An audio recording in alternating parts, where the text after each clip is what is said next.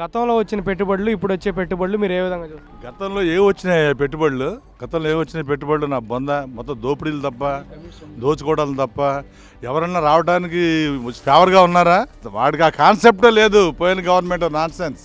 ఇప్పుడు ఈ గవర్నమెంట్లు వచ్చిన కాడి నుంచి అంతమంది ఇక్కడ తీసుకురావడానికి మన సీఎం ఎంత కష్టపడ్డాడో, ఎన్ని ప్రయాసాలు పడ్డాడో, నిజంగా great of him, no doubt about it. Is the good CM. ఇలాంటి వ్యక్తి 75 yearsలో రాష్ట్రం కోసం పాటుపడుతున్నాయంటే ప్రతి ఒక్కళ్ళు దాన్ని సహకరించాలయ్యా. ఇంకా ఆ చెత్త వండి పెట్టి కూర్చుంటే అది పని అవ్వదు. ఇంకా అక్కడ ఇప్పటికే 20 ఏళ్ళు వెనక్కి వెళ్ళిపోయింది మన స్టేట్. ఇలాంటి స్టేట్ని కాళ్ళ పడుతున్నాడు, దేశాలన్నీ తిరుగుతున్నాడు, అందరినీ అట్రాక్ట్ చేస్తున్నాడు, వాళ్ళకి కావాల్సిన ప్రొవిజన్స్ అన్ని ప్రొవైడ్ చేస్తున్నాడు. మొత్తానికి అతను ఇక్కడ తీసుకురాగలిగాడు. డెఫినెట్గా ఈ చంద్రబాబు నాయుడు గారే ఇంకా 10 సంవత్సరాలు అనుకుంటే రాష్ట్రం మామూలుగా ఉండదు. ఈ యువత అంతా కూడా ఇంక వేరే చోట పోవాల్సిన పని లేదు.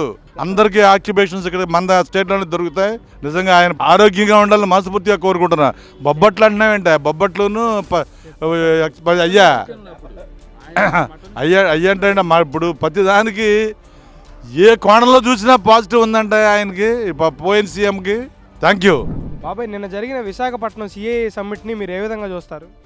నిన్న జరిగినటువంటి శిఖరాగ్ర సమావేశం వ్యాపారస్తులందరినీ కూడా, ప్రపంచంలో ఉన్నటువంటి వ్యాపారస్తులు, భారతదేశంలో ఉన్నటువంటి వ్యాపారస్తులందరినీ కూడా ఒక చోటకి తీసుకొచ్చి మరి విశాఖపట్నంలో చేయటం అనేది ప్రపంచంలోనే ఇంతవరకు ఎవ్వరు కూడా చేయనటువంటి విషయాన్ని ఒక్కసారి మనందరూ కూడా జ్ఞప్తి తెచ్చుకోవాలి. ఎందుకంటే నారా చంద్రబాబు నాయుడు గారు కానీ, అలాగే లోకేష్ బాబు గారు కానీ, మరి వారంతా కూడా ప్రపంచంలో ఉన్న అన్ని దేశాలు కూడా తిరిగి మా రాష్ట్రంలో పెట్టండి, అన్ని సదుపాయాలు మా దగ్గర ఉన్నాయి, మీకు కావాల్సిన ఏర్పాట్లన్నీ కూడా మేము చేస్తామని చెప్పి అందరినీ ఒప్పించి, తర్వాత ఇక్కడ మన ప్లేస్ కూడా చూపించి, ఊరికి మాటలు కాదు, చూపించిన తర్వాత చేయడం జరిగింది. దాని తర్వాత వెంటనే కొన్ని కంపెనీలను అక్కడే మరి చూసాం మనం, ఆన్లైన్లోనే అన్నీ కూడా అక్కడి నుంచే మరి కంపెనీలు శంకుస్థాపన కూడా చేయడం జరిగింది.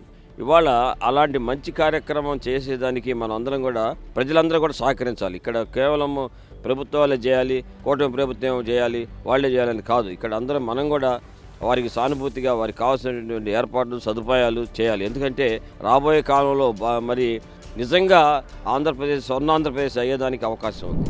విశాఖపట్నంలో సిఏఏ సదస్సు 3 రోజుల పాటు జరిగింది.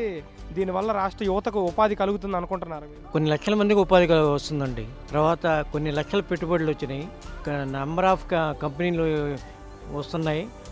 ఆంధ్రప్రదేశ్ బాగా సక్సెస్ అవుతుంది, డెవలప్ అవుతుంది. ఎంప్లాయ్మెంట్, నిరుద్యోగి తీరుతుంది చాలామందికి. చాలా గ్రాండ్ సక్సెస్ ప్రోగ్రామ్. అంటే గతంలో కంపెనీలు పెట్టుబడులు అంటే ఏమేమి వచ్చినాయి, ఇప్పుడు కంపెనీలు పెట్టుబడులు ఏ విధంగా వస్తున్నాయి? ఇప్పుడు బాగా ఫాస్ట్గా ఎక్కువగా ఇంట్రెస్ట్ చూపిస్తున్నారు. ఇప్పుడు ఇంతకుముందు ఏంటంటే కొంచెం వెనకడిగేసేవాళ్ళు, ఇప్పుడు బాగా గ్రాండ్ సక్సెస్, అంత టెక్నాలజీ డెవలప్ చేస్తున్నారు. అంటే గతంలో కంపెనీలు అంటే మనం బొబ్బట్లు, పచ్చళ్ళు ఇవి చూసేవాళ్ళం. మీరు ఇప్పుడు వచ్చేదాన్ని ఏ విధంగా చూస్తారు? ఇప్పుడు ఎక్కువగా టెక్నాలజీ మీద చూపిస్తున్నారు. Future technology, infrastructure, future technology అంతా దాని గురించి ఎక్కువగా ఆలోచించి దాని గురించి బాగా డెవలప్ చేయడానికి బాగా ముందుకు వస్తున్నారు పెట్టుబడిదారులు.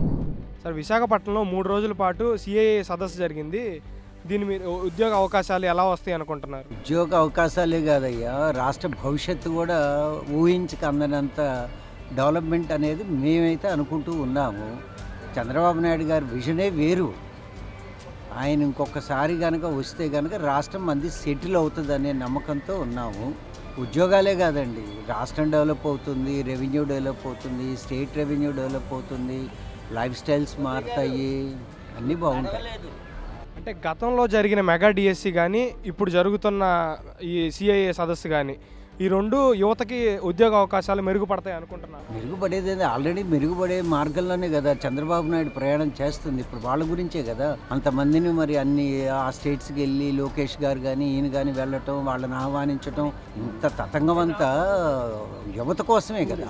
యువతకు ఉద్యోగాలు వస్తేనే కదా ఏదైనా రాష్ట్రం డెవలప్మెంట్ కానీ, ఊళ్ళు డెవలప్మెంట్ కానీ, స్థలాలు ఇంప్రూవ్మెంట్ కానీ. ఇప్పుడు వైజాగ్ మాకు తెలిసి ఊహించని అందుబాటులో కూడా రాదు. అది అంత డెవలప్మెంట్ ఉంటుంది అక్కడ. అంటే వైసీపీ వాళ్ళు మాట్లాడుతూ విశాఖపట్నానికే కంపెనీలు తీసుకొస్తున్నారు, అమరావతికి ఏం తీసుకురావట్లేదని చెప్పేసి అని మాట్లాడుతున్నారు. దీన్ని మీరు ఏ విధంగా చూస్తారు? ఇది థియరీ అమ్మ, ప్రాక్టికల్ కాదు కదా. ప్రాక్టికల్గా చూడాలి ఎవరైనా, అంతేగాని ఇది వస్తుంది కదా మొదలు లేదు కానీ అప్పటిదాకా వెళ్ళాల్సిన అవసరం ఏముంది? ఇప్పుడు రాజధాని ఉంది, రాజధానిలో అయ్యాయి, ఇవన్నీ వస్తున్నాయి, అంత డెవలప్మెంట్ బాగుంది. అప్పుడే ఎట్లా ఎక్స్పెక్ట్ చేస్తాం? మనిషి 10 రోజులు ఒక రోజు తినలేడు కదా. ముందు రోజు తినాలి, రెండో రోజు తినాలి, నాలుగో రోజు తినాలి. ముందు రోజు తినమనండి, తర్వాత 10 రోజు చూడమనండి వాళ్ళు.